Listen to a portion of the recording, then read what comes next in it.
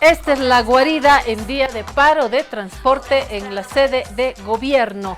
Un lugar seguro, eso queremos ser, un lugar seguro, un lugar de diálogo plural. Jorge. ¿Cómo vas? ¿Bien? Bien. Bueno. Tú, alistando el material para el fútbol. Sí. Así sí. estamos. El Yo fútbol, alistando el inicio y Jorge alistando sus gráficos para el fútbol. Siempre le va bien. Sí. Yo Siempre digo es alegre, apasionante. Es apasionante. Yo digo que va a terminar primero el mundo y después el fútbol. Es posible. Cuando alguien decida decir, Dios diga, se terminó el mundo, para que falta un partido. Le van a decir, ¿no? Y aparte es positivo, es optimista. Vos fíjate que en el momento que está viviendo el país, que no es lindo. Para nada. Para nada. Viene el partido con Venezuela el día viernes. Y eso la saca a la gente de la preocupación y le da una ilusión. Y si llega a ganar Bolivia, ojalá Dios quiera, se pone de cara al Mundial. ¿Vos sabés lo que es para la gente? Sí, tendremos tiempo para hablar de fútbol. Sí, pero te quiero decir, significar lo que es el fútbol. Es decir, puede ser una marea de ilusión, de optimismo, de alegría. Nos vamos a la pausa porque ya ha llegado nuestro primer invitado. Nos vamos a la pausa. Mostremos Víctor Hugo Romero, por favor. Nos ha mandado su imagen. A ver. Vamos a la imagen. Si no la tenemos, nos vamos a una noticia.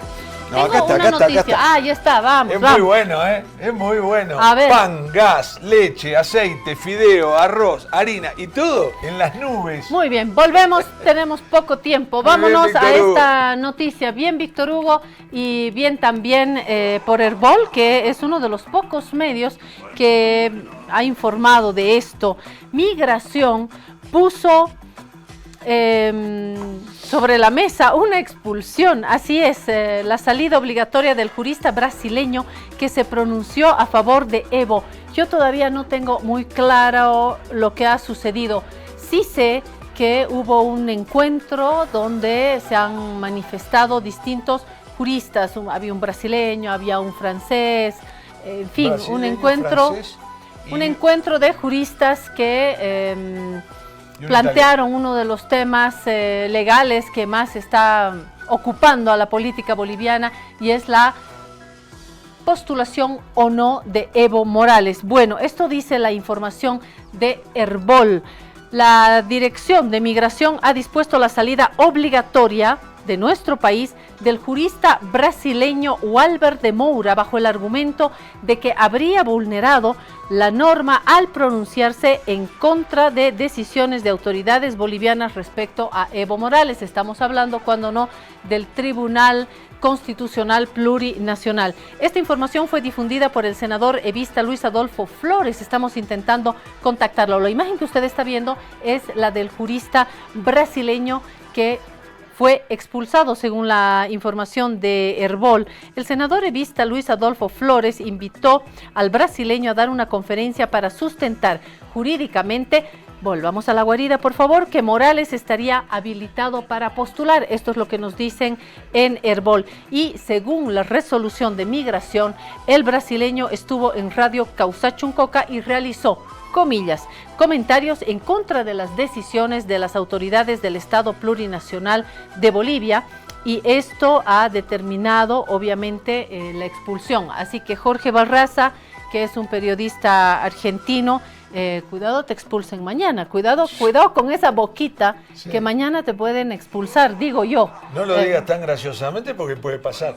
Pero además yo no usaría esas mismas palabras que dice Herbol, que respeto su información, pero yo lo que digo es esto. Este jurista brasileño, como un constitucionalista francés y otro italiano que no vino, el italiano lo hizo por Zoom. El francés también estaba vía Zoom. Les preguntaron si Evo Morales, de acuerdo, estudiaron la Constitución boliviana, si podía postular o no. Y dijeron que sí, no es que se pronunciaron en contra de una medida del gobierno boliviano, simplemente dieron una opinión. Ahora, si vos das una opinión de ese tipo, que es una opinión legal, te expulsan del país. Y yo escuché a Luis Flores, el senador, donde dijo que 5 policías lo fueron a buscar para decirle: usted tiene que salir inmediatamente del país. Indica además que, de acuerdo con la ley 370, los extranjeros tienen libertad de difundir opiniones, excepto en temas de seguridad nacional y de orden público o cuando se trate de cualquier forma de propaganda política o injerencia interna. Esto no me queda del todo claro. El jurista, en sus declaraciones a Causachuncoca, descalificó las decisiones del Tribunal Constitucional que inhabilita la postulación de Evo Morales. El senador Flores, y con esto termino, dijo que el jurista prácticamente fue expulsado de Bolivia la madrugada de este martes. Dijo que ya tenía pasaje y emprendió vuelo. Manifestó el senador su protesta porque considera que lo único que hizo el jurista es analizar las decisiones del Tribunal Constitucional. Es decir, cuando especialistas, brasileño, italiano, el otro francés o bolivianos, establecen un encuentro y discuten o analizan esta situación que es, por supuesto, política y tiene que ver con las leyes, ¿hay algún peligro? ¿Hay alguna violación contra la norma, contra la ley boliviana? No me queda claro. ¿Contra la seguridad nacional?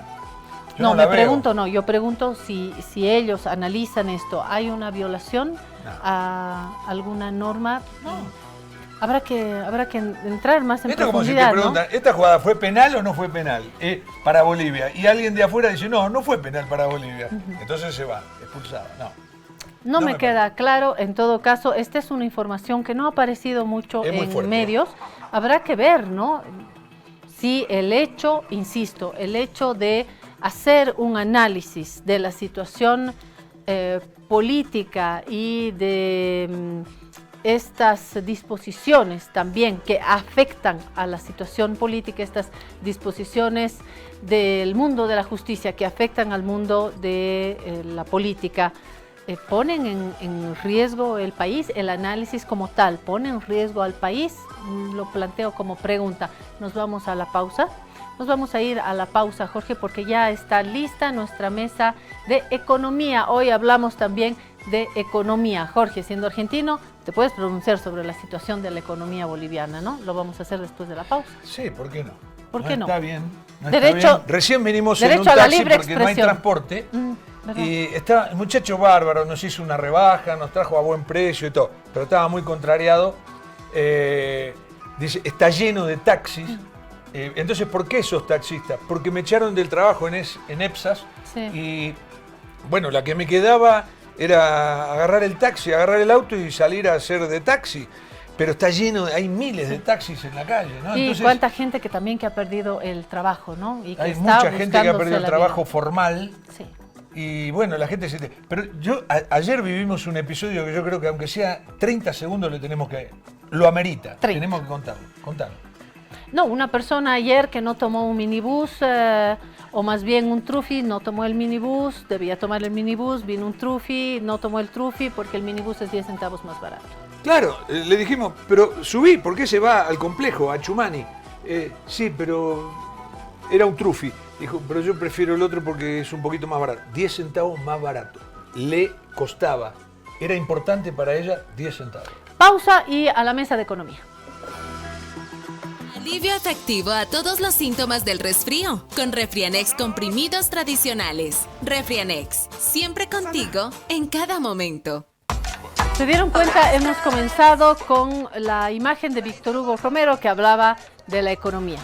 Luego, esta noticia que hemos visto sobre la expulsión de este jurista brasileño que tiene que ver con decisiones del gobierno, pero termina ligado, por supuesto, a la política. Y la política, sin duda, que está sufriendo los vientos de la economía. Y terminó Jorge hablando de los pasajes, del paro, del dinero, de la diferencia que le hace a una joven estudiante pagar 10 centavos más o no. Esto está ligado a la economía. Es decir, abrimos los ojos y estamos tomando decisiones económicas. Abrimos los ojos y los cerramos pensando en cómo llegar a fin de mes. Los que menos tienen con más dificultades, pero los que más tienen también ven su vida modificada. Todos estamos viviendo los vientos de la economía. Todos los días tendríamos que tener una mesa de economía.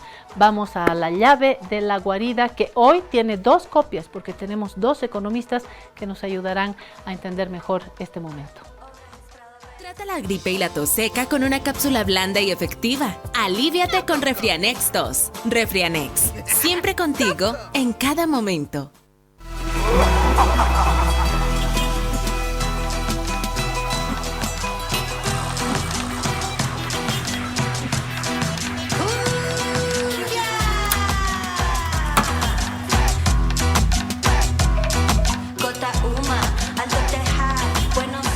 Me acabo de dar cuenta, es bien cumbiera nuestra llave, ¿no? Sí. Yo te voy a entregar la llave, pero me la cuidan, por favor, porque esta la trajo mi abuelo de Croacia a fines de 1800. Ayer dijo que era la llave de la Bastilla. El abuelo Chacha. Anteayer dijo que era de 1700. Esta llave tiene muchas historias y es el símbolo del programa. Es la llave de esta guarida, de este rincón que hemos encontrado Lourdes Montero, Omar Velasco, para no cerrar, para abrir. Y hoy va a tener 2 copias, así que para que se haga su copia, Lourdes, bienvenida. Muchas gracias, Claudia. Lourdes Montero, y para Omar también. Y ahí vamos con la llave para abrir puertas, ¿no? Y abrir diálogos. Bienvenidos, bienvenida Lourdes Montero, bienvenido Omar Velasco. Claudia, Jorge, para mí un placer, un privilegio estar hoy en tu programa aquí en La Guarida. Primera vez, ¿no? En La Guarida. Primera vez aquí, y bueno, el ambiente acogedor que siempre te caracteriza. Saludo también a Lourdes, con quien tengo también mucho gusto de poder compartir siempre ideas. Bueno, y... No, pues, muchísimas gracias. Yo no quiero dejar de celebrar, Claudia, La Guarida. Yo creo a los apasionados de la comunicación siempre encuentran una guarida y siempre encuentran un espacio para seguir comunicando, y celebro verte con esa energía y con este espacio tan lindo. Gracias, Lourdes. Es eso, ¿no? Es una pasión, como el fútbol, ¿no, Jorge? Es una pasión, sí. Esto de, el periodismo es de hacer periodismo, sí, y sí. Yo, generar diálogos también. No por presumir, pero... Siempre le digo a Claudia, yo creo que ya nací periodista. En una vida anterior fui periodista, ¿no? Una de las cosas que más recuerdo es yo estaba en la calle, era joven, y sale la noticia en Crónica, 5ª edición. Habría sobrevivientes del avión uruguayo. Hacía 72 días que estaba perdido. Fue un impacto tan fuerte para mí, que ahí sentí que era periodista. Inmediatamente compré el diario. Era chico, pero sentí que eso era periodismo. Es la pasión, yo diría, por el periodismo, pero como decía Lourdes, también por la comunicación, por estos espacios públicos, por esta conversación pública y un diálogo plural, que creo que es uno de los ingredientes de esta guarida. Los conozco de memoria, quienes nos están siguiendo recién por estas pantallas de Avia Yala y nuestras propias redes. Conozco de memoria a Omar Velasco, pero de repente usted no lo conoce. Es un joven economista que no solamente analiza, sino comparte sus visiones en medios, ¿no? Omar siempre está abierto a participar de un debate, a plantear una posición en un ensayo, en fin, y siempre dispuesto, siempre de buen humor además, así que te recibo con una sonrisa, Omar. Y Lourdes Montero, también una amiga de mucho tiempo, ligada no solamente a la economía, a la comunicación o a este buen cóctel que es la comunicación como una formación de partida y la economía. Lourdes hace un tiempo ya en Oxfam, hoy dirigiendo Oxfam, primera vez que una boliviana está en la cabina, ¿no? Dirigiendo y piloteando Oxfam. Así que gracias, Lourdes, y doblemente gracias porque esta guarida se ha construido con la generosidad y solidaridad de Lourdes Montero, porque comparte su arte. Ya aquí me han dicho que encanta esta cerámica, esta azul que tengo acá. Si abrimos un poquito el plano la vamos a poder ver. Esta es una hermosa cerámica que tengo ya un comprador, Lourdes. Vamos a tener que reemplazar. Es hermoso. Sí, no, realmente, amo. Lourdes. Otro colaborador nuestro, el colega Claudio Rosell, dijo, amo esa. Bueno, se vende. Hablando de cerámicas, esta otra también. Esta es Made in Lourdes Montero, de las manos de Lourdes Montero, esta que está acá, es preciosa, mire qué lindo ese color. Creo que esto también nos ha inspirado. Pero eso es un ¿no? busto romano, ¿no? Es una maravilla. A mucha gente le viene esta imagen, ¿no? Y esta, y voy a aprovechar y les voy a servir su agua. Ahí está, miren esta. Ah, qué bonito. Es preciosa, ahí está. Y para Lourdes también, listo. Ahí está, hermoso el trabajo y la solidaridad de Lourdes, que le ha puesto el toque a esta guarida. Así hemos ido poniendo algunos elementos que son compartidos por amigos. Los libros también, ¿no? Los libros que el papá de Lourdes le regaló, son viejos libros que le han marcado con lecturas clásicas, ¿no? Crimen y Castigo, La Casa de los Muertos, de Dostoyevsky, entre otros. Tenía una Biblia también, pero yo le dije a Lourdes, no, la Biblia no, gracias. Pero guárdatela, la Biblia va a ayudar a guiarte a ti. Sí, tengo una en mi casa, así que suficiente. Gracias por estar acá. Hemos estado junto a otros dos economistas en días pasados, Horst Greve y Gabriel Loza, hablando de, por supuesto, la situación, pero teniendo como base un documento que creo que es clave, el de la FES, la Fundación Friedrich Ebert, o la FES, más conocida como la FES, Fundación Friedrich Ebert, que ha encomendado al economista Gabriel Loza un camino que luego ha sido discutido. Ahí el texto que usted lo ha visto, hemos visto gráficos, y esto se está discutiendo, pero también evocamos este otro texto de Milenio, que no son los únicos dos caminos. Yo creo que muchos economistas y no economistas están pensando en las salidas ya, no de las elecciones hacia adelante, las salidas ahora. Creo que tenemos también que reflexionar junto a lo que estará haciendo el gobierno, ¿no? A ver si estas voces ayudan a tomar medidas pertinentes para este momento. No hay que pensar en después de las elecciones, porque yo tengo que comprar pan hoy, porque hoy yo tuve que tomar un taxi para llegar temprano hoy, porque una muchacha no toma un trufi, prefiere tomar un minibús porque los 10 centavos le hacen una diferencia, porque hay gente que ya no come carne todos los días, hay gente que dejó el pescado, hay gente que está buscando aceite, hay gente que está masticando coca para sobrellevar este tiempo, ¿no? Entonces, las medidas urgentes. Si les parece, podemos comenzar con su percepción sobre este documento de la FES. ¿Te pareció wow, Lourdes? ¿O tienes algunos peros? Gracias. Yo leo siempre con mucho interés a este economista, Gabriel, porque nos da ideas bien aterrizadas. Él tiene una trayectoria no solo académica, sino de gestión pública, que creo que ahora es fundamental e importante. Realmente necesitamos gente que haya tenido experiencia en lidiar con momentos como el actual, ¿no? Que nos preocupa a todos, por supuesto. Y él nos da como algunos parámetros muy interesantes sobre, por ejemplo, el monto que requeriríamos si tuviéramos un apoyo internacional en términos de crédito, pero además algunas ideas sobre este ajuste que debemos encarar como bolivianos y bolivianas en el tema económico.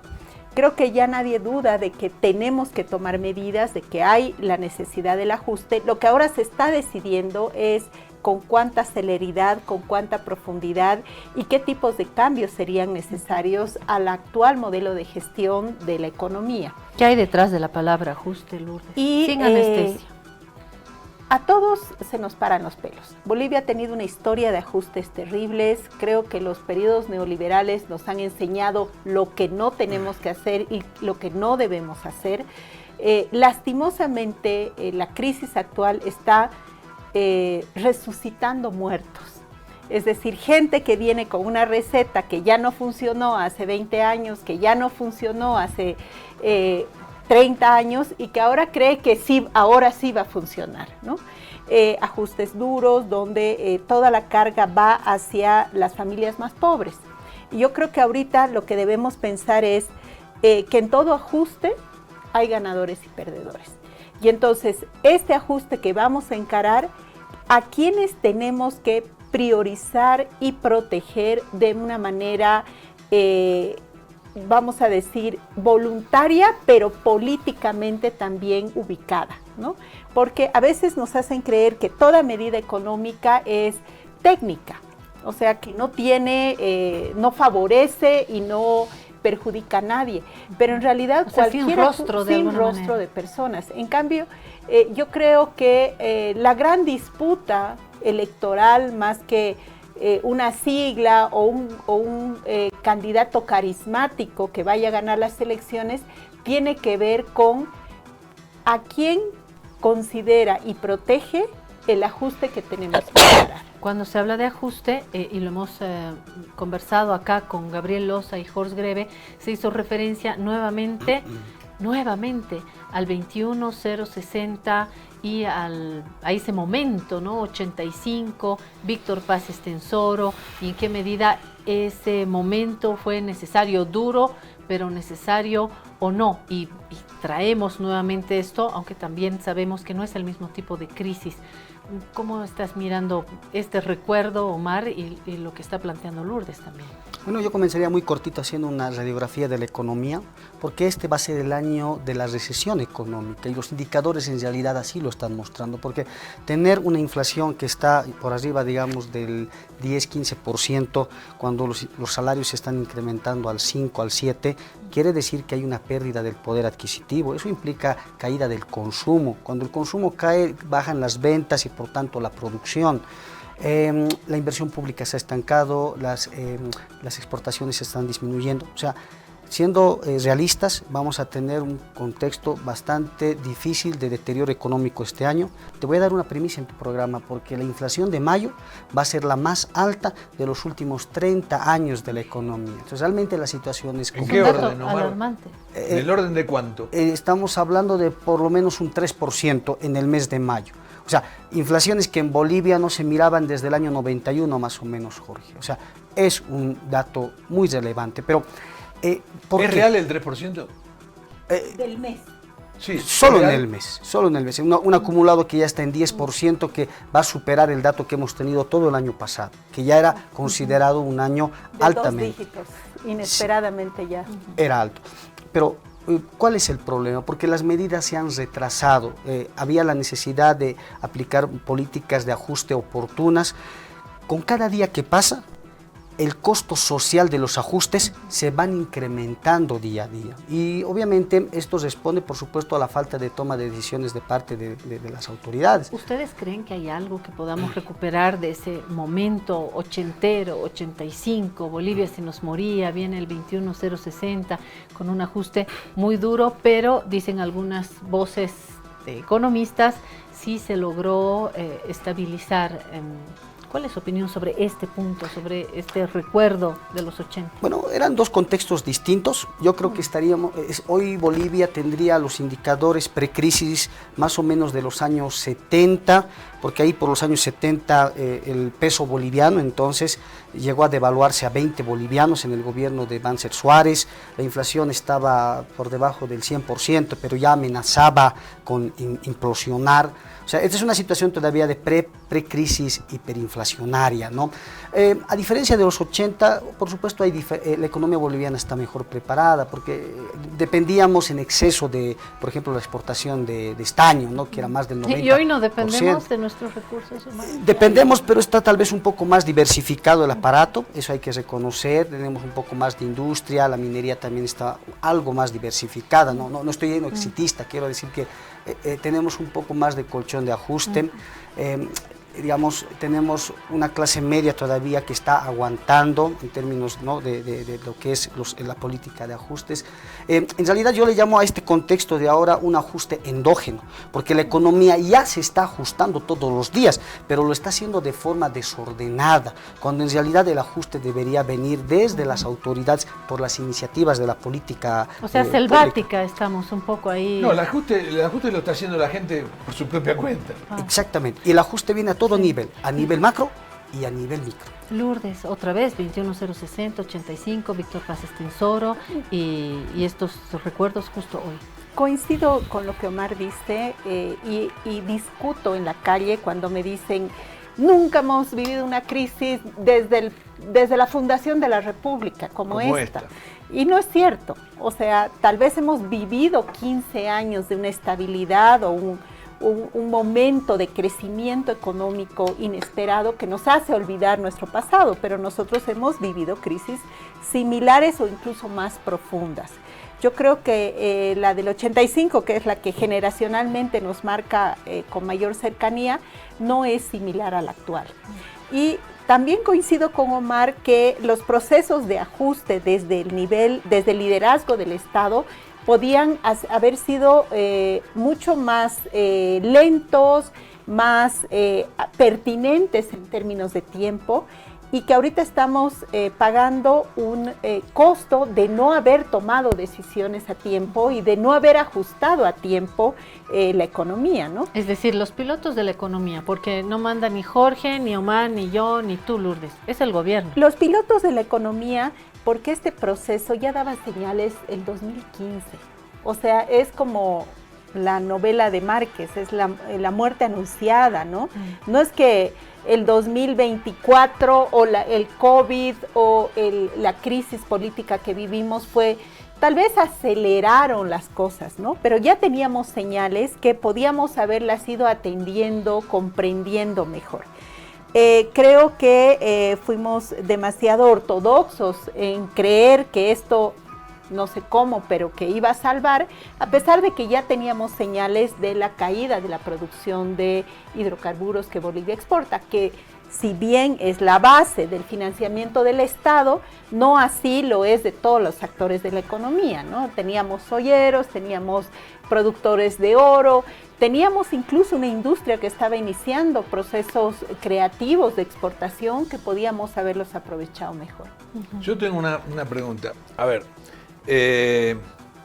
o sea, es que lamentablemente lo digo y no lo enfoco en ustedes, pero los analistas, economistas que son analistas de las situaciones en todos los países, en la Argentina sobre todo, ¿no?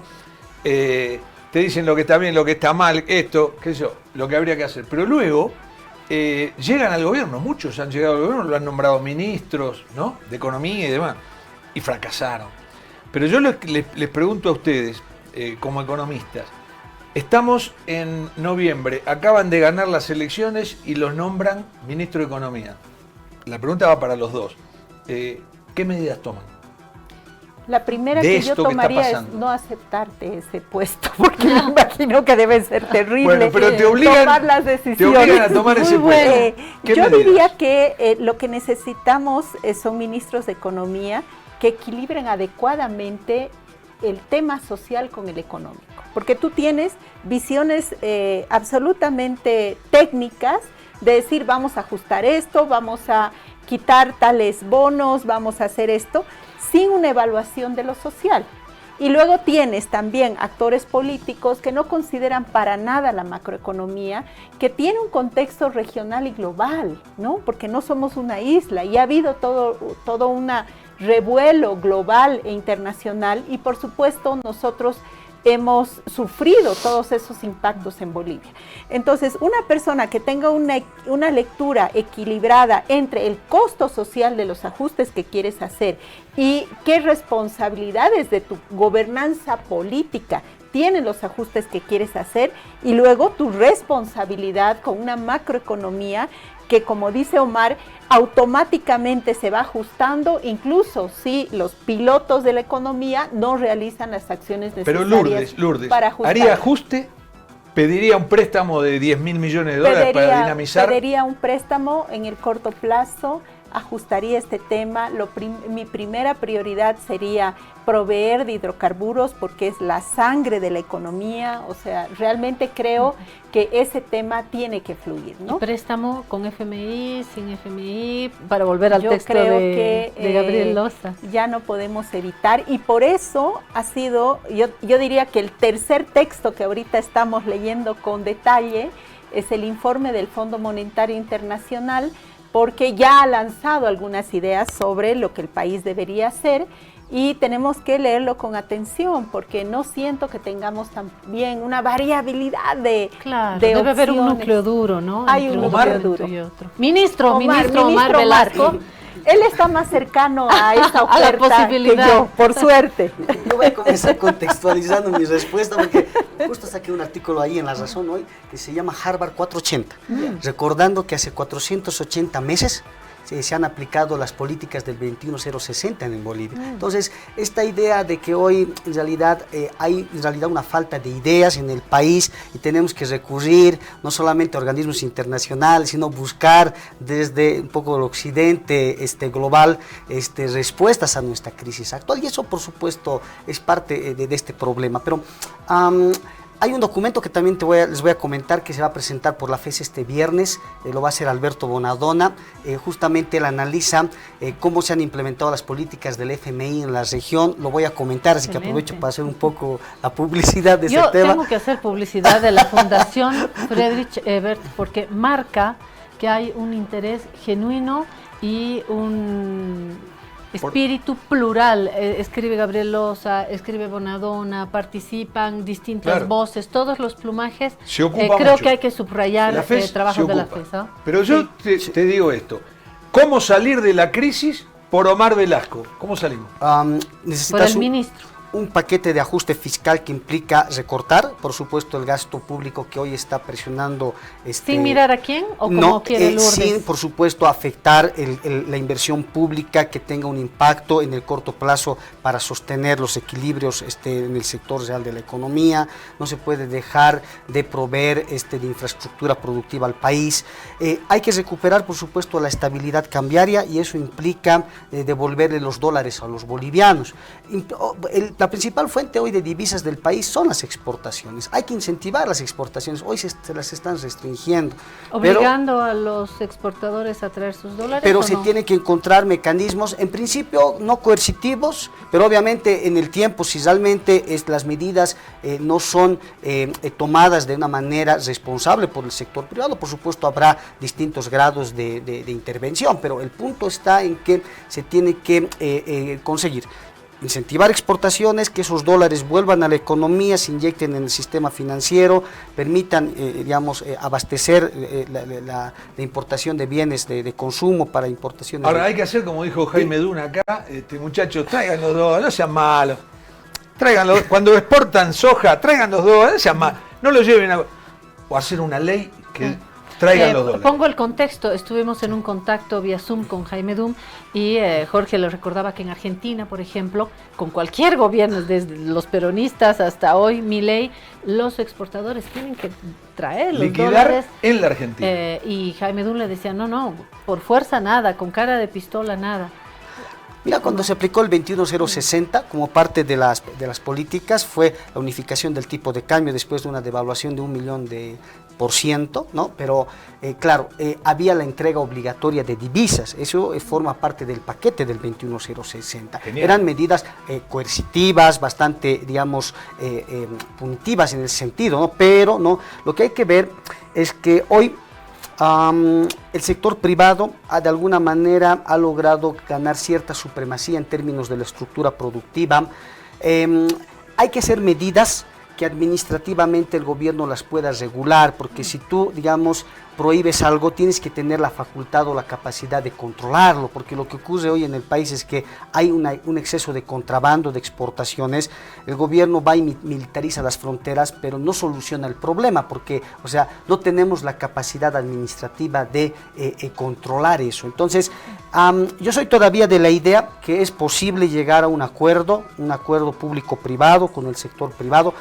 Además que hay que focalizarse qué sectores económicos podrían concentrar mayor cantidad de divisas y podrían aportar hoy a esta situación de estabilidad, porque los empresarios tienen que recordar de que si la economía no se estabiliza, quienes van a terminar perdiendo en el tiempo son también ellos. Entonces yo creo que este es un tema de reflexión, porque hay que abrir puentes de diálogo con el sector privado, en la asamblea, porque hay que recuperar este canal financiero que hoy también se ha perdido. Necesitamos endeudarnos, yo creo que es importante, pero no creo que tengamos primero que acudir como primera medida al FMI, porque yo creo que los bolivianos somos capaces de hacer ajustes sin la necesidad de las imposiciones de medidas del fondo. Habla hasta de países amigos, Gabriel Loza, en su documento, ¿no? Lourdes, ¿qué dices tú? Sí, yo creo que va a ser una negociación difícil, pero yo siento que tanto el Fondo Monetario Internacional como países amigos o cualquier fondo de reajuste que se pudiera crear para Bolivia tiene que tener el factor político como central. A veces creemos que la economía funciona al margen de los acuerdos políticos, ¿no? Y la gobernanza de un país. Es decir, Omar hablaba pertinentemente de un diálogo social público-privado, por ejemplo, ¿no? Que deberíamos establecerlo. Los olleros necesitan diésel.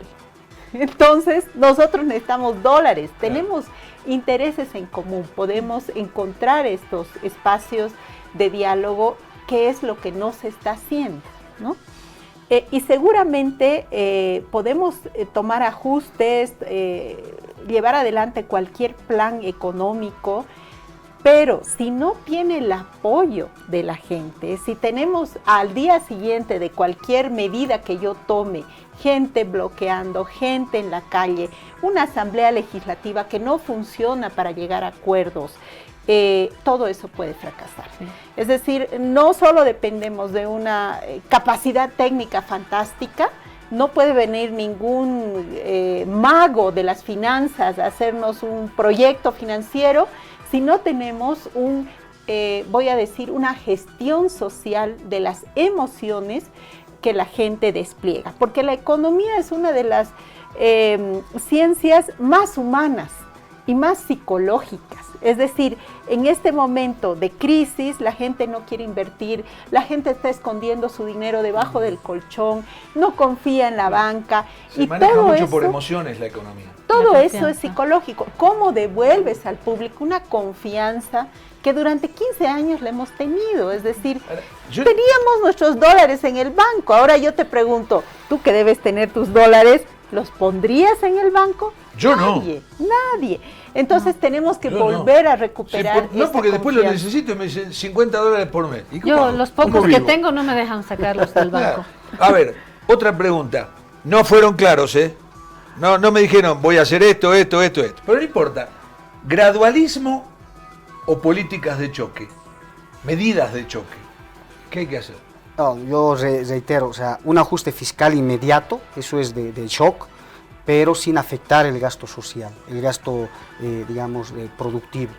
Se tiene que hacer medidas hoy el Banco Central tiene que recuperar el control de la política cambiaria, porque hoy el tipo de cambio lo determina el mercado paralelo, el callejero, el mercado virtual, el mercado financiero. Entonces, eso también es una medida... Por eso necesitas una inyección de dólares. Exactamente. Eso implica una combinación de política de shock, tener recursos de forma inmediata.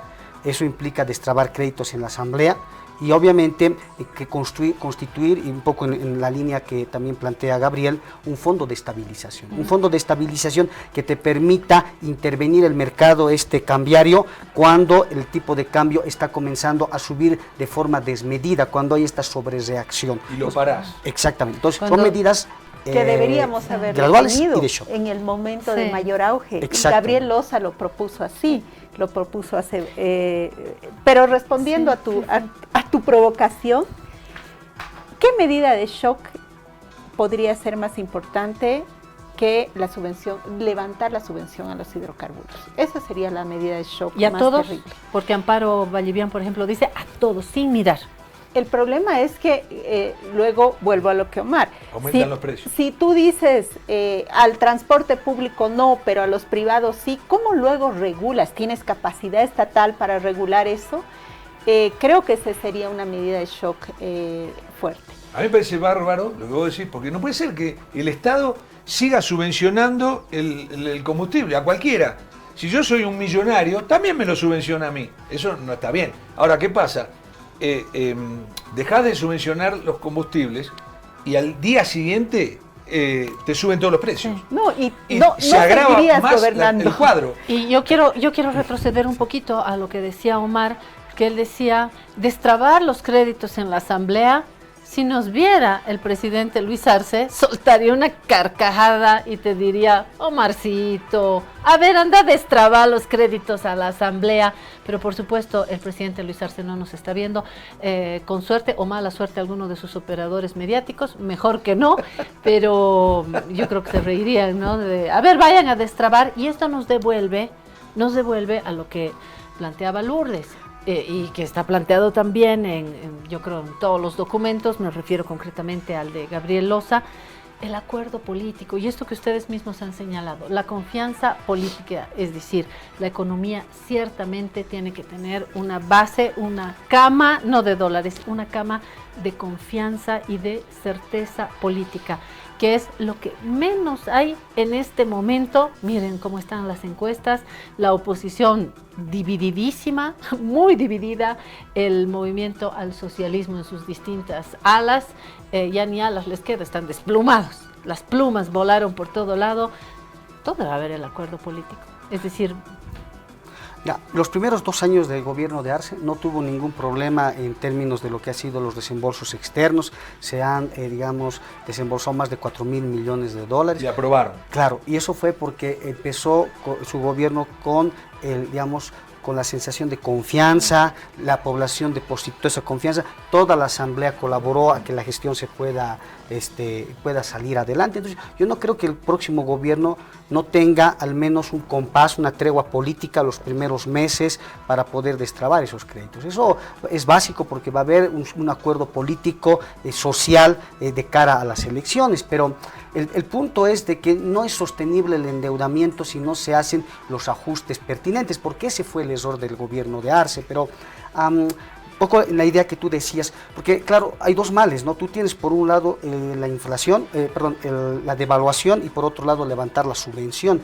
El problema, cuando tienes que escoger qué medida es la menos corrosiva para la sociedad, yo coincido muy bien con Lourdes, lo que tú tienes que ver es el tamaño del hueco y el techo, porque el dólar no tiene techo, o sea, tú puedes seguir devaluando la moneda y esto es algo que no tiene fin, ¿me entiendes? En cambio, la subvención tiene su techo, porque tú vas a subir la subvención al precio internacional y ya está, lo vas a hacer de una vez, lógicamente va a generar un impacto inflacionario, como también te genera el tipo de cambio, pero a diferencia, tú ya has resuelto un problema, te has quedado con otro, pero ya poco a poco vas tratando de normalizar. Entonces, Omar, ¿vos qué sabés? ¿De cuánto es, de qué porcentaje es la subvención a los combustibles? Estamos hablando de más o menos unos 2.000 millones, 1.800 millones de dólares. En términos, por ejemplo, de precios. Es decir, de la inflación. Mira, yo he hecho un cálculo donde si levantamos la subvención, el impacto directo, que es en combustibles, es pequeñito, es como un 2% en inflación, una incidencia pequeña, pero si ya incluyes los efectos de segunda vuelta, porque suben colaterales, como dices, eso te va a una inflación de más o menos 10 a 12%. ¿Qué quiero decir? Digamos, hoy la inflación, vamos a decir que está en 15%, ¿no? En términos acumulados. O sea, tú le tienes que subir un 12% más, entonces estás hablando de una inflación base de 27% levantando la subvención. Eso en caída de la línea de la pobreza, que también más o menos lo he calculado, te genera una disminución, una caída de pobreza de entre 7 y 10%, entre 7 y 5%. Aumenta la pobreza. Un incremento de la pobreza. Sí. A eso quiero ir yo también, ¿no? Cuando hemos hablado en La Razón, por ejemplo, cuando hemos tenido estos diálogos en La Razón, yo les decía, bueno, yo soy asalariada, mi salario cada mes es más pequeño, pero recibo cada mes. Bueno, hoy les diré, ya no soy asalariada. Yo ahora tengo que buscarme la vida y sigo entre los privilegiados porque tengo ahorros, porque tengo dólares bajo el colchón y si me llega algo de bolivianos, pero ya no tengo un salario que va como en zampoña. Y como eso ella, que era tan triste, como ella, ya no. Miles y miles. hoy ya soy independiente y tengo que buscarme la vida. Aún así, estoy en la capa privilegiada. ¿Qué pasa con esos sectores de la población enormes que no forman parte de la economía formal, de los que no tienen 4 minibuses, de los que no son importadores, los que no tienen un banco, ¿no es cierto?, de tantos bolivianos y bolivianas que ya están dejando de comer carne, que ya están poniendo en riesgo su alimentación. Yo le decía a un amigo, me encontré con Pedro Sufse el fin de semana, le decía, mira Pedro, estoy haciendo el ejercicio, ahora ya me pongo un monto y trato de llegar, ya me pongo esto y voy cuidándome, ¿no?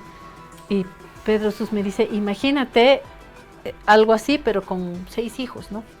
Con 6 hijos y una familia de 8 personas. Hoy la gente está sufriendo y está con mucha bronca. El minibusero está con bronca, ahorita está marchando, los vendedores están con bronca o con pena, ¿no? ¿Qué haremos? ¿Qué haremos? Hay un mal humor social evidente que yo cuando vine hace casi 4 años, por primera vez no lo notaba. Yo dije, esto es Disneylandia, porque el argentino no es amable. No es amable por naturaleza. Te podés encontrar personas amables, pero no es una cosa que... Es dramático. ¿Cuál es la característica? Es dramático por naturaleza, es claro. un tango el argentino. Aparte de ser dramático, no es que vos decís, la característica del argentino es ser amable, no. Pero el del boliviano, sí. El boliviano es tranquilo, es amable, es pacífico. Yo qué sé, tiene un montón de cosas que yo las valoro más que el litio. Y... sin embargo, eso se empieza a perder, porque sí, la gente está crispada. Sí, está crispada y tal vez estamos ya saliendo a las calles. Hace una semana yo decía, ¿por qué no salimos a las calles? Y me lo explicaban los politólogos y me decían, lo que pasa es que sales a la calle ¿para qué? O sea, ¿quieres que se vaya el actual presidente? ¿Y quién asumiría esa responsabilidad? O sea, cuando no tienes un horizonte claro de tu lucha, te mantienes porque tu estrategia es sobrevivir el día, ¿no? Pero ahora veo la gente en la calle. Estos días realmente creo que la tensión de falta de hidrocarburos nos exacerba muchísimo, porque sí, ya se ve la punta del iceberg. Las filas, o sea, sí, no hay calle por la que tú no transites y no veas una fila, ¿no? Y ahí eso es lo que contribuye a la irritación Estuvo Rodney social. Miranda y le preguntamos cuántas gasolineras hay en La Paz y dijo, no tengo el número exacto, pero son aproximadamente 110. Entonces vos tenés 110 puntos conflictivos, por lo menos para el tránsito, en la ciudad, que se complica, ¿no? Las calles están abarrotadas. Y eso también genera mal humor social. Y si vos estás en la cola, no es una cola que vos decís, bueno, yo me voy a ir a las 12 de la noche a cargar nafta. Y si cargo hasta las 6, duermo en el auto. No podés dormir, porque cada 5 minutos tenés que adelantar 2 metros, 10 metros, yo qué sé. Entonces, hay una crispación muy grande, pero de todas maneras, yo ruego, y le decía a Claudia esta mañana, ruego que se llegue a las elecciones, que haya un cambio democrático, que se termine bien, y porque eso sí que sería grave si se corta, ¿no? la cuestión democrática, ¿no? La expectativa de la transición democrática. Creo que eso nos mantiene todavía respirando. Y además falta poquito, esperemos. Yo lo que veo es que la población boliviana está en un dilema. Primero, entre proteger el ahorro o proteger el consumo. Por supuesto, quienes han tenido capacidad de ahorro han ido desahorrando, por eso todavía han contenido, han logrado suavizar hoy esta situación de inflación, pero eso es temporal, ¿no? Ahora, quienes no pueden ahorrar, lógicamente hoy están en un dilema todavía peor, porque hoy se trata de un proceso de sustitución de bienes. O sea, yo más o menos calculo que hay 3 tipos. Yo llamo, por ejemplo, al primero, que es el tema de dejar de comprar lo que son los bienes suntuarios. Ya la gente ya no va a los restaurantes, cambia su celular a las piscinas. Una vez al año. Claro, reduce esos patrones, esos gustitos, patrones de consumo que como sociedad había adquirido en la década anterior. O sea, esa es la primera renuncia del ajuste, en el individuo. La segunda... O dar lo que se puede evitar, ¿no? Claro, dejar de gastar en eso. Pero hay una segunda, la segunda tiene que ver ya con un proceso de sustitución, por ejemplo, de marcas, de tipo de bienes. Por ejemplo, la gente ya no compra la carne de primera porque está muy cara, compra de segunda, de tercera. Estoy yo. Claro, entonces racionamos un poco la comida, ya no vamos a la marca, a la primera, no sé, en el champú que nos gusta, buscamos, no, o sea, o el café. Como el café, porque es verdad que es de los el que más ha café se ha subido. vuelto un símbolo. Sí, sí. De El estatus. aceite de oliva es el Sí. símbolo de la clase media y el café en los sectores más populares. Sí. Exacto. El Nescafé. O diría aceite de oliva más arriba y los tarros de café con distintas marcas más bien más en la abajo. clase media, ¿no? Sí. Y ese es el segundo proceso de sustitución, de ajuste de los consumidores. Y el tercero es el más doloroso, porque llega un punto en el que ya el dinero no te alcanza. Vas a dejar de consumir, yo qué sé, vamos a decir, el arroz, porque está muy caro, y vas a empezar a comprar, yo no sé, yuca, vas a Quinoa. o sea, No, la quinoa está quinoa más es- cara, Jorge. ¿Ah, sí? la Sí. quinoa es más cara. No le gusta la quinoa, por eso no tiene idea. Comienzas a sustituir por Tarwi o lo que debemos reconocer, siguiendo tu conversación, que los bolivianos somos tremendamente resilientes. Sí. Y eso es porque no hemos perdido nuestros nexos con el campo. Sí. El campo y la ciudad siguen articulados. Entonces, las familias más pobres están volviendo al campo. Hay una repoblación de gente que decide voy a ir a sembrar, porque si no, ¿qué voy a Claro, comer? por lo menos Entonces, vas a tener para siembras, comer. Tienes para comer, ¿no? Tarwi, trigo, todo lo que volvemos A mí lo que me sembrar. preocupa, Lourdes, Omar, es el éxodo de los recursos humanos, porque ese es el recurso más importante que puede tener un país. Y se van. Hay gente que... Vos escuchás que hay gente que se está yendo a Lima, o sea, a Perú, a Chile, a Buenos Aires, a Argentina en general, y otros que van a otras partes, a Estados Unidos, los que puedan. Perdón, Jorge, hay dos categorías más. Los que se van con todo o los que venden su casa, venden su departamento, su auto y primero se va el capital y ellos están acá pero con el dinero afuera y de repente después migran también. Y la última, Jorge, los jóvenes, ¿no? Nuestros hijos que quienes podemos hacer un esfuerzo todavía, hacemos que estudien en el extranjero, lo que es también otro drama, y ahí ya somos dramáticos, cual argentinos, Cual ¿no? tango argentino. Ahí sí que hay un tema para sostener a nuestras hijas e hijos en Buenos Aires, en México, en Estados Unidos, en Francia, en Italia. Es un drama, formo parte de algún grupo de WhatsApp y es tremendo, ¿no? Cuando alguien dice, miren, en la oposición hay una elección para una candidatura de oposición, y alguien dice en el grupo de WhatsApp, hijos en el extranjero, perdón, pero política no entra en este grupo, es solamente para temas de nuestros hijos afuera. Y dice, pero claro que entra. Por eso estamos en esta situación, por no participar de la política. Y ahí todo el mundo se agarra con todo el mundo, ¿no? Es complicado. Te están ofreciendo Gracias, mate, sí, yo no creo. no rechazaré. Yo termino Sí. un poco la idea que tú dices, Sí. porque no solo hay secuelas en el corto plazo, hay, digamos, este proceso hoy de descomposición que estamos teniendo va a tener impactos de mediano y largo plazo, porque estamos afectando a la estructura económica, al aparato productivo. Ahí las proyecciones del Fondo Monetario mostraban cómo el PIB potencial, que es lo que la economía crece, ¿no? Cuando todos los factores se usan en pleno uso, también se ha desacelerado. Y obviamente lo que tú dices va a afectar esta crisis al capital humano, que es lo más valioso que tenemos los bolivianos. Por supuesto. Entonces, hay la necesidad de que las medidas se tomen de forma urgente. Y termino porque creo que el propio gobierno lo ha reconocido. Esta mañana miraba un video de ahora candidato del Castillo, que se quejaba y criticaba al propio presidente del Banco Central, pero también al gobierno, de por qué no se estaban poniendo las medidas urgentes. Entonces hay ciertas contradicciones en el gobierno. Él No sé dice qué- algo clave que no quiero dejarlo perder. ¿Por qué no tomas las medidas claves? Cuando te conviertes en candidato, como esas medidas son impopulares, dejas de tomar decisiones. Y creo que en parte eso fue lo que nos ha pasado. Omar hablaba de los 2 primeros años del gobierno del presidente. ¿Qué pasó el tercer año, vamos a decir? Se volvió candidato.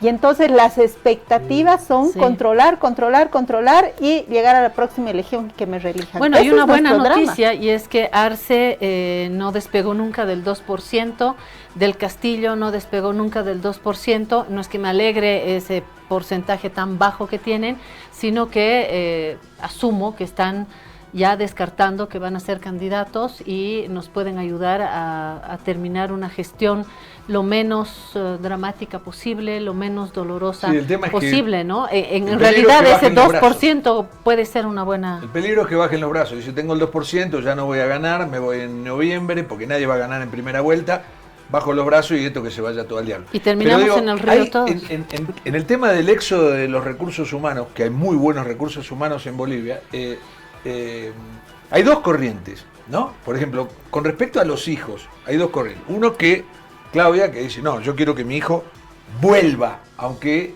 Bolivia esté en llamas, pero yo quiero que venga y que haga lo que tenga que hacer por la patria, cosa que me parece genial y me enrolo. Pero hay muchísima gente, y ustedes lo habrán escuchado, que le dice al hijo, no vengas a Bolivia, quédate allá donde estás. Ojalá tu hijo no vuelva, Claudia. Eso es una cosa muy dramática, no es un tango. Es muy dolorosa. Pero ¿cómo lo ven eso? ¿En qué vereda están? Seguimos hablando desde una posición de mucho privilegio, porque hay familias que sus hijos migran en realidad a la zafra, ¿no? Y entonces, según algunas investigaciones que hemos ido haciendo en Oxfam, la percepción de estos jóvenes no es salir, porque sí tienen una idea de la experiencia de la dura migración de sus padres y no quieren repetirla, ¿no? Y porque también tenemos conciencia que los países vecinos no es que estén mejor, que son nuestro espacio de migración natural. Y los bolivianos hemos tenido parámetros de migración de ir y volver, nunca rompemos completamente. Sí. O sea, salimos, ahorramos, volvemos, invertimos, hacemos un buen negocio en Bolivia, construimos nuestra casa, volvemos a salir, ¿no? Esta idea que tú planteabas es muy de clase media alta. Yo creo que la migración importante son estos flujos migratorios que hemos tenido en desastres naturales, en eventos como el Niño, donde nos han demostrado, sin embargo, que el horizonte es el retorno trayendo ahorro. Y yo eso, por supuesto, lo celebro y el gobierno debería estar muy interesado en promover esta lógica de una gestión territorial que de repente nosotros en las clases medias y clases altas ni siquiera la imaginamos. Así ¿no? es. Yo solamente quiero recordarle a Jorge, hablando del 2% de Castillo y de Arce, que hace 2 minutos que le estamos robando tiempo al fútbol, por si acaso. O sea, yo me puedo quedar, me quedo. A la señora Benavente, ¿no? Esto ya estamos en tiempo del fútbol. Sí, así muy que, bien. amigos queridos. Tenemos que volver, ¿no? Hay que volver y empezar a plantear temas específicos. Uno de ellos es los jóvenes. Aislinn Jarro, que ustedes están viendo detrás de la cámara, flamante profesional que está con nosotros en esta aventura independiente. De la guarida. Nos ha traído a la guarida también un artículo muy interesante sobre los jóvenes.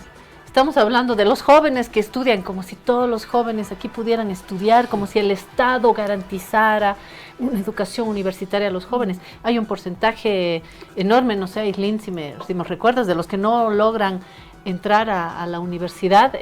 Me soplas si tienes el número, si no, no importa. Los que no entran 40%, a la universidad. 40%. Pero además en buenos momentos, porque ahorita uno de los sacrificios que las familias van a hacer es no poder financiar el estudio de sus hijos. Seguramente ese indicador se va a elevar muchísimo. Los más privilegiados pueden hacer que su hijo estudie en Buenos Aires, en México. Los menos, que entre aquí a la universidad, a una universidad privada, otros a la UMSA, otros que vaya a trabajar, y los que están en el fondo del fondo ni trabajan ni estudian, ¿no? Y ese es un drama también. Gracias, Omar Velasco, gracias, Lourdes Montero. Están en su casa. Nos queda algo pendiente para una próxima, que los invitamos para la semana que viene o la otra. El 14 de cada mes se sabe el índice inflacionario en la Argentina. Es muy probable, según dicen, que el mes pasado de mayo haya caído del 2%, ¿no? Viene del 3,5, yo qué sé, y podría ser un guarismo de menos menos del 2. Entonces, ese es un motivo porque Milei sí implementó políticas de choque desde el primer día, no hizo recortes sociales, pero cortó por todos lados. Agarró una tijera gigante y cortó mucho, ¿no? Un experto en economía de izquierda me dijo, para terminar, mira la popularidad de Milei. Cortó, detuvo, está conteniendo la inflación. Pero la pobreza, pero cortó la inflación. Pero las universidades, pero cortó la inflación. Pero las personas de la tercera edad, pero cortó la inflación. Y la represión en las calles, cortó la inflación. Y eso no es menor y creo que tiene sus costos también, porque uno de pronto puede sacrificar hasta ciertos derechos con tal de tener mínimas certezas en la economía, ¿no? Esa es una visión muy conservadora, Claudia. Creo que viendo a Milei podemos hacerlo mejor. Me quedo ahí. Sí, pero también entender que no es una visión, es decir, no es una interpretación, es un registro de hechos que se están dando. Y tú miras las medidas, del otro lado miras la popularidad y es un hecho, no es un aplauso, es un hecho que está dando un triste grado de certeza en una Argentina que está siendo golpeada por muchos lados, pero por lo menos con un poco más de certeza de lo que tenemos acá, ¿no? Creo que lo podemos hacer mejor. ¿Verdad, Lo podemos Omar? hacer mejor que en Argentina. Son dos países diferentes, en dos momentos de crisis distintas, Sí. con políticas que de alguna manera no son comparables, pero a mí me va a encantar poder discutir y profundizar el tema Argentina, como obviamente una lección, un análisis, ¿no? Como espejo De lo que se podría hacer aquí. ¿Está bien? Y detener la inflación creo que es un punto, excelente. ¿no? Sí. Gracias, Omar, gracias, Lourdes. Y ahora sí, nos vamos recortaditos, pero con Buena un energía panorama al más fútbol. claro. Sí, vamos Que seguro nos va mejor en el fútbol que en la economía. Les descuento los 6 minutos en la próxima. Entonces vamos con amarilla. Sí, sí.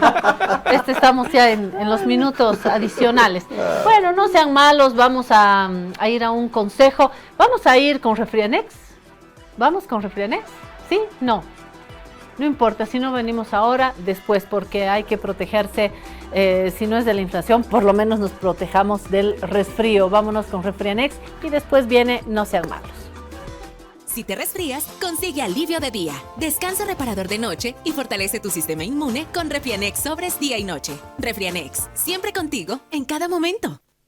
Muy bien, tuvimos esa mesa sobre economía con dos economistas. Hay que seguir hablando de la economía porque es lo que está ocupando nuestra atención, nuestro tiempo, nuestras preocupaciones y necesitamos volver a la economía.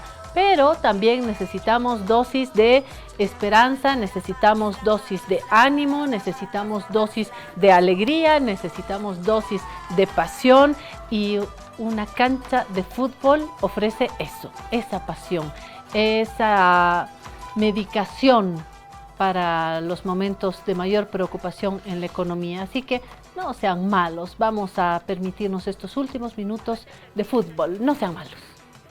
Te resfrías, consigue alivio de día y descanso reparador de noche con Refrianex comprimidos día y noche. Refrianex, siempre contigo en cada momento.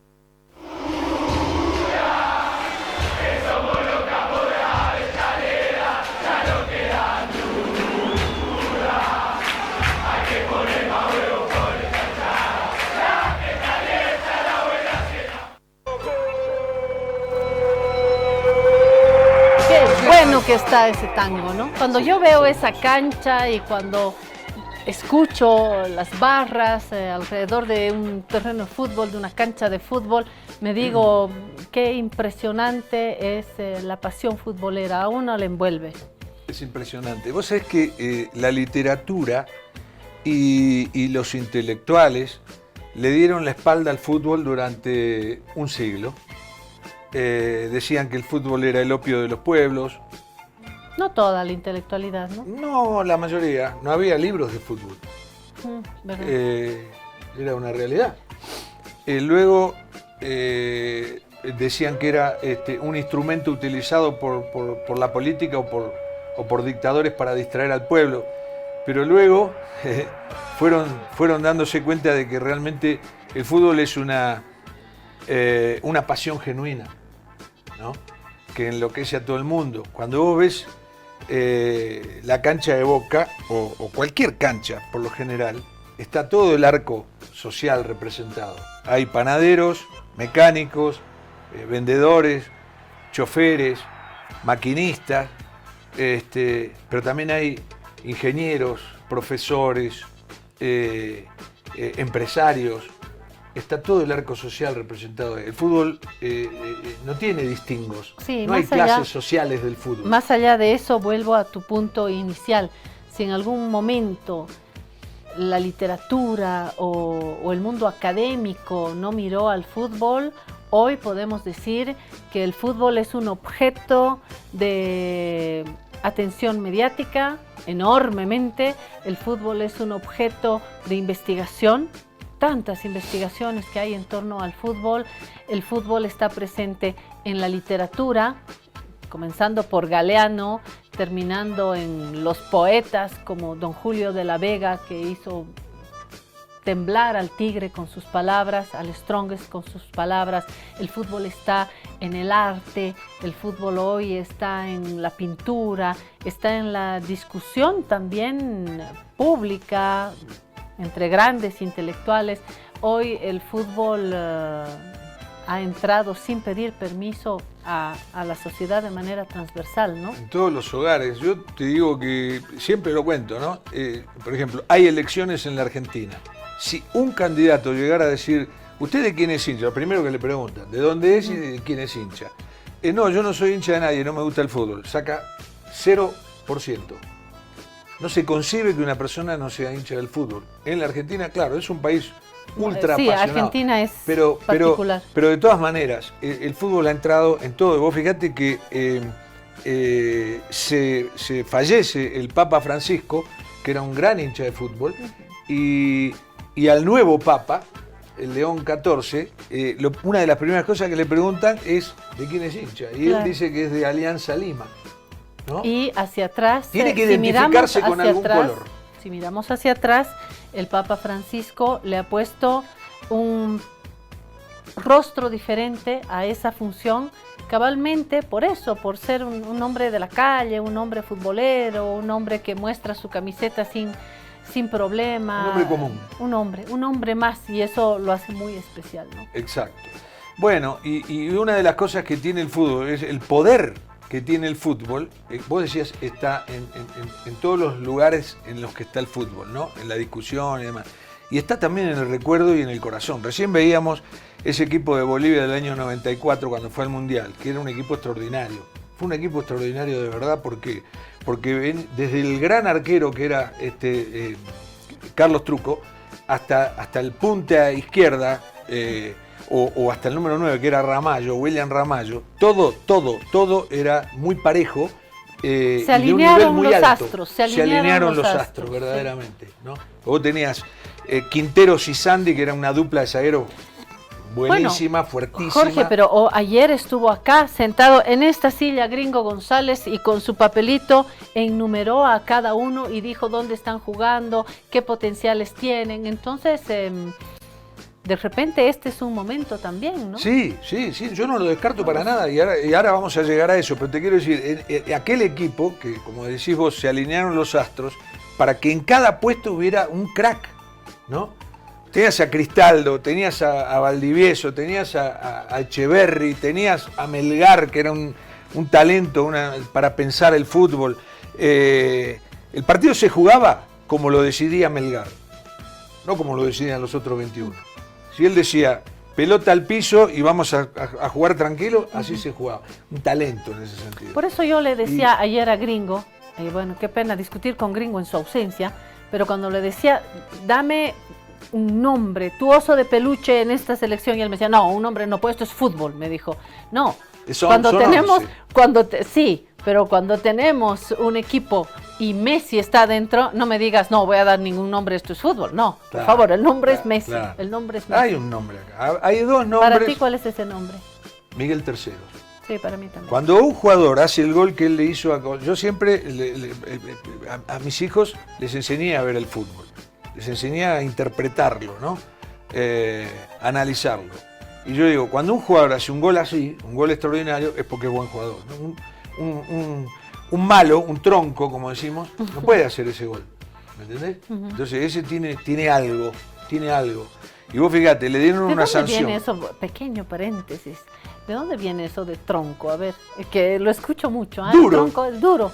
Como un tronco. Claro. No se mueve. Es la semejanza de eso, ¿no? Claro. Es el Un sinónimo de algo árbol duro. jugando fútbol, Claro. es un tronco. Exacto. Y se aplica en otras áreas, ¿no? Sí, se aplica para cuando Claro. una persona no es habilidosa para una cosa Claro, determinada, ¿qué es un tronco. Muy buena expresión. El fútbol es una metáfora permanente de la vida. Cuando alguien te propone algo y vos le contestás y vos decís, ¿cómo quedó la cuestión?